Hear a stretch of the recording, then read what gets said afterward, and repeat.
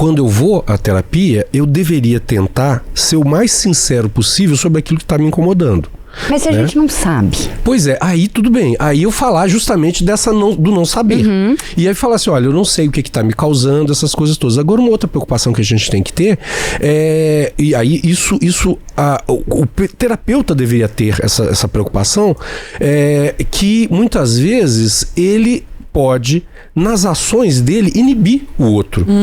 E tem uma história que eu contei na hora da entrevista, não sei se acabou, porque eu não cheguei a ver a edição impressa ainda, mas que uma história que aconteceu comigo que eu achei muito significativa, assim. Uma moça me procurou, uma mulher adulta, madura, né, me procurou para terapia. Ela tinha saído de uma terapia e queria fazer terapia comigo porque alguém indicou.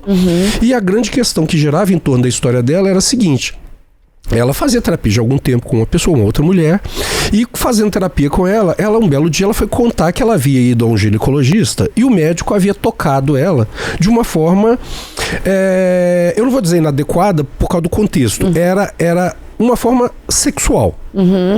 E a hora que ela falou isso, a terapeuta já emendou, falou, isso é um absurdo, isso é abuso, tem que tomar, foi falando das coisas, e aí ela falou assim, olha, e aí eu resolvi sair da terapia, porque eu queria falar para ela que, apesar de eu saber que aquilo era errado, eu tinha gostado.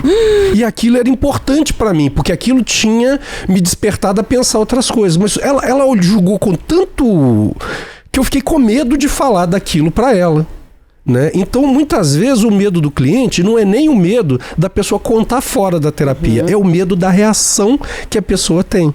Então, é muito frequente, por exemplo, uma mulher procurar um homem, ou um homem procurar uma mulher, ou uma pessoa hétero procurar uma pessoa gay ou lésbica e tal, porque vai achar que aquela pessoa vai entender melhor as angústias, os sentimentos, do que uma pessoa do mesmo grupo. Né?